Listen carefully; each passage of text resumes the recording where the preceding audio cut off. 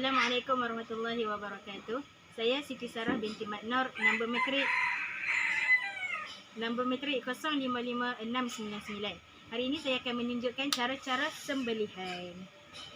Sebelum melakukan penyembelihan, kita mestilah sediakan kelengkapan yang mencukupi. Contohnya, binatang yang hendak disembelih, tempat atau bakul yang sesuai untuk diletakkan binatang setelah disembelih, peralatan yang tajam atau yang telah ditajamkan, dan juga air yang bersih untuk mencuci darah setelah melakukan sembelihan. Okey, baik. Sebelum kita melakukan sembelihan, kita perlu tahu beberapa perkara penting untuk melakukan penyembelihan. Antaranya, syarat-syarat sah sembelih, perkara sunnah yang dilakukan ketika sembelihan ataupun hendak memulakan sembelihan, dan perkara makruh yang perlu dielakkan ketika melakukan sembelihan. Jom saya terangkan 3 perkara tersebut. Baik, yang pertama, syarat-syarat sah sembelihan. Yang pertama adalah niat kerana Allah. Kita mesti niat sembelih tersebut kerana Allah Ta'ala.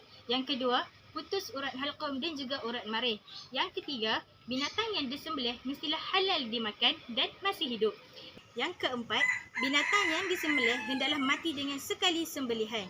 Yang kelima, penyembelih mestilah beragama Islam, berakal dan juga baligh. Yang keenam, alat yang digunakan untuk proses penyembelihan hendaklah tajam. Dan yang terakhir, yang ketujuh, binatang tersebut mati bukan kerana terkejut atau terjatuh. Baik, sekarang saya akan ceritakan perkara-perkara sunat yang boleh dilakukan ketika proses penyembelihan. Yang pertama, membaca basmalah. Yang kedua, selawat ke atas Nabi Muhammad SAW. Yang ketiga, menghadap kiblat. Dan yang keempat, binatang yang hendak disembelih dibaringkan sebelah rusuk kiri ketika proses penyembelihan. Yang kelima, binatang tersebut hendaklah disembelih di pangkal lehernya. Yang keenam, memutuskan urat halqum dan juga urat marih supaya binatang tersebut cepat mati. Yang ketujuh, memilih waktu siang sebagai aktiviti penyembelihan. Dan yang ke-8 dan yang terakhir, menggunakan alat yang tajam. Seterusnya saya akan ceritakan perkara-perkara makruh yang perlu dielakkan ketika proses penyembelihan. Yang pertama, menggunakan peralatan yang tumpul. Yang kedua, menampakkan peralatan sembelihan kepada binatang. Yang ketiga, tidak menyebut nama Allah ketika hendak memulakan sembelihan. Yang keempat, mematahkan leher binatang sebelum nyawanya hilang. Dan yang kelima, melakukan proses sembelihan di hadapan binatang lain yang hendak disembelih. Setelah memastikan peralatan yang kita hendak gunakan itu tajam, barulah kita memulakan proses penyembelihan kita.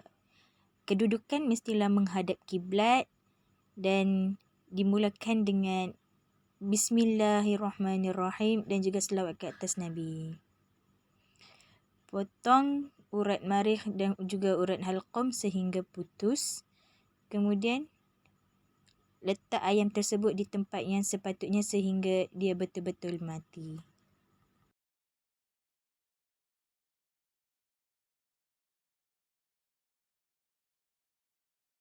Pastikan binatang yang disembelih itu mati disebabkan sembelihan, bukan mati kerana terkejut. Setelah selesai satu sembelihan, peralatan yang digunakan mestilah dibilas darahnya sehingga bersih, baru digunakan untuk sembelihan yang seterusnya. Setelah binatang yang disembelih betul-betul mati, baru kita memeriksa urat halqum dan urat marihnya sama ada putus atau tidak. Jika tidak putus, maka binatang tersebut tidak boleh dimakan kerana ia dikira bangkai. Dan jika kedua urat tersebut putus, maknanya kita telah berjaya melaksanakan sembelihan mengikut syariat yang telah ditetapkan. Alhamdulillah, selesai sudah amali sembelihan yang telah diamanahkan oleh pensyarah saya untuk melakukannya. Terima kasih saya ucapkan kepada pihak-pihak yang telah membantu saya dalam menyelesaikan tugasan ini.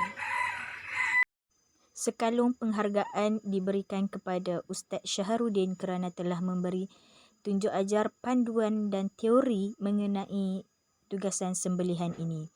Dan terima kasih kepada abah saya yang telah mengajar saya secara amali untuk melaksanakan sembelihan ini. Ribuan terima kasih kepada ibu saya dan juga adik saya yang telah memberi sokongan dan semangat supaya saya berjaya melaksanakan tugasan ini, dan adik saya yang telah membantu saya untuk merakam saat-saat serta detik-detik sepanjang proses sembelihan ini berlaku.